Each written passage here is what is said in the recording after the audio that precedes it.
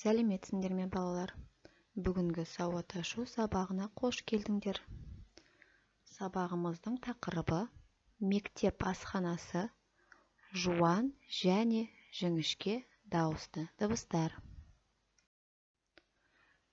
Қайталайық. Жуан дауысты дыбыстар: А, О, Ы, О.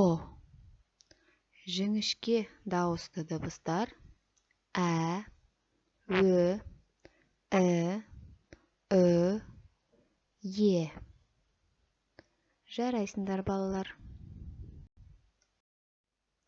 Ал енді оқулығымыздың 15-ші бетін ашамыз.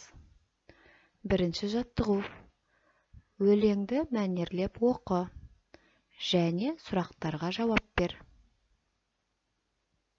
Өлең не туралы? Астың жоқ жаманы дегенді қалай түсінесің?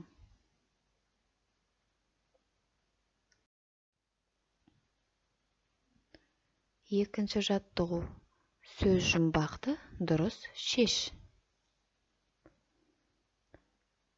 Сөз жұмбақты дұрыс шешсеңдер, өлеңдегі аспазшының аты шығады. Ол үшін суреттегілердің атауларын тиісті тор көздерге орналастырыңдар. Балалар, бұл тапсырманы бос уақыттарыңда орындайсыңдар. Ал енді жұмыс дәптерін ашамыз.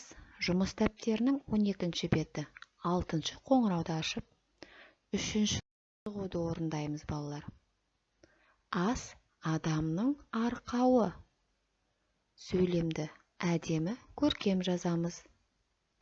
Денемізді тік ұстап, өзіміз дәптерді көлбеу қоямыз және әдемі жазамыз.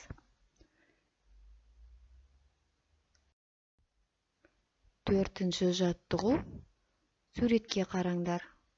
Дүкен сөресіндегі тағам түрлерінен өздеріңе пайдалысын таңдап алыңдар.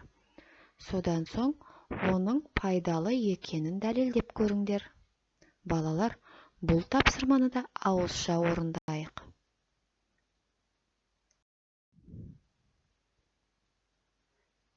Бесінші жаттығу: сөйлемдерді көшіріп жаз, есіңе сақта. Тамақты сораптамай іш. Тамақ ішіп отырғанда көп сөйлеме. Ізеттілік сөздерін айтуды ұмытпа.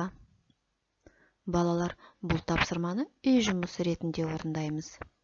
Және тапсырманы орындап болған соң, суретке түсіріп, мұғаліміңе жіберуді ұмытпа. Осымен сауат ашу сабағымыз аяқталды. Қош сау болыңдар.